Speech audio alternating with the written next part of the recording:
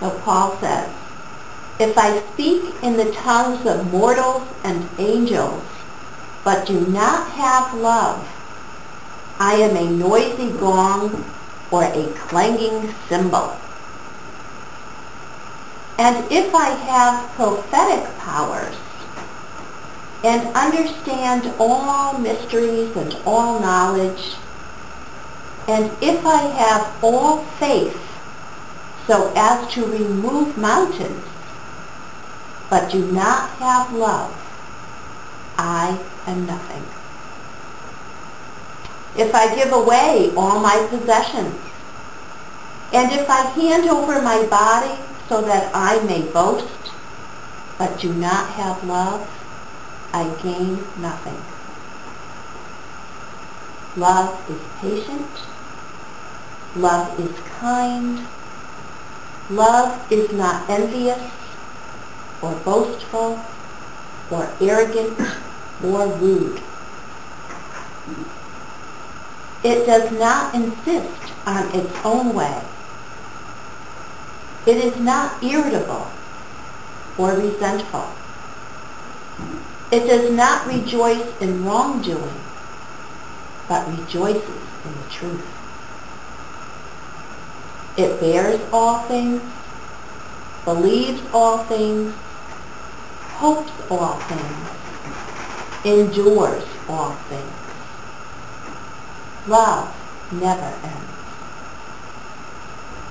When I was a child, I spoke like a child, I thought like a child, I reasoned like a child.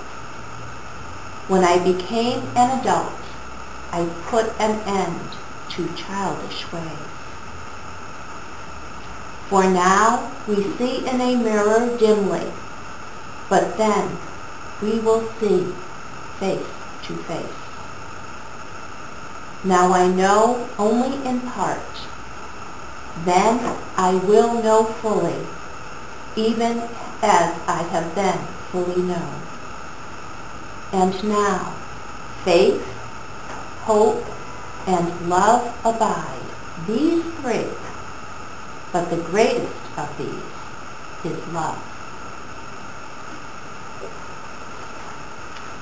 So Paul says, yes, these three things, to have faith in God or some higher power or Holy Spirit,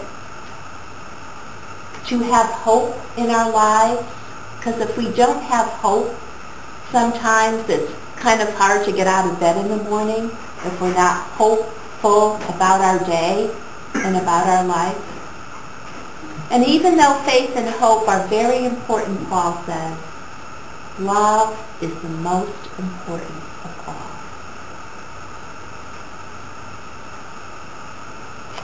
And we are taught, many people who are Christian are taught from an early age that God is love.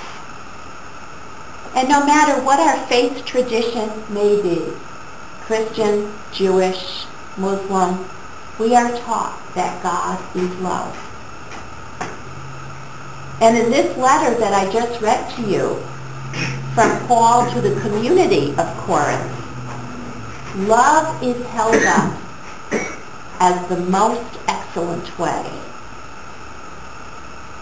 None of the things we do, Paul says, really matter if we don't love as we're doing them. I'm sure you have heard of Mother Teresa and all of her work with the poor in Calcutta, India. And Mother Teresa always said, do small things with great love. Do small things, but with great love. None of our gifts that we have matter if our hearts are not first filled with love. Think about coming here on Sunday evening, especially in the winter, when it is so cold outside, and sometimes it's snowing and the roads are icy. And we say, well, do I really want to go to church tonight, or would I rather stay home and keep warm and cozy and get my papers written and do my studying. But you come here for the service, for the fellowship. But all of these things are meaningless if you don't get out of your car and walk through this door and have love in your heart. And every day, each of us has the opportunity to welcome every child of God into our midst and inviting people to also follow the one who is love. Paul proclaimed that none of the gifts that we possess, think about the gifts that you have in this room. You are all very intelligent. You all have great intellect.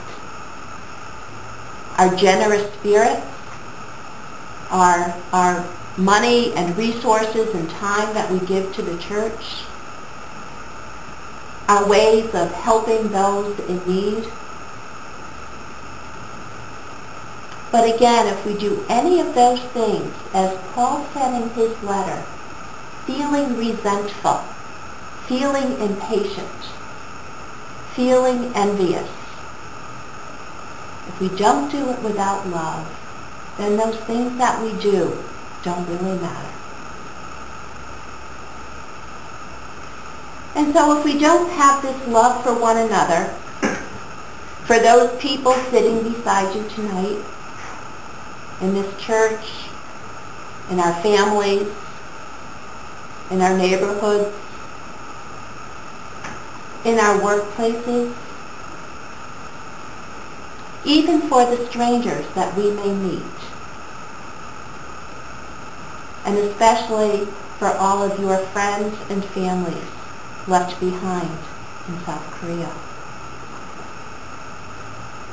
If we don't have this strong and deep and abiding love for each other, Paul says, our spiritual gifts are worthless. Have you heard of the very famous rock band, the Beatles? You know the Beatles from the 1960s? They were my favorite group growing up. When I was a little girl, I had everything with the Beatles on it. Shirt, sneakers, purse, everything was the Beatles.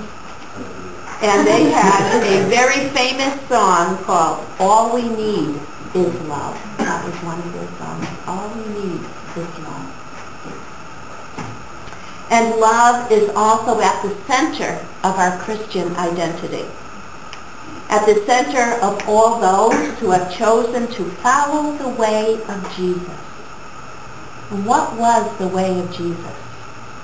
The way of Jesus was all about love, including everyone.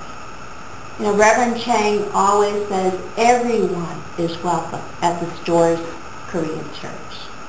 It doesn't matter if you are Christian or non-Christian, if you know God or Jesus or you do not. If you want to just be here for the wonderful dinner and fellowship, that's okay too, but everyone is welcome. And those were always the words of Jesus. Especially people in the time of Jesus who were marginalized, who lived on the outskirts of society, the poor, the beggars, the homeless, people that we see in our communities every day.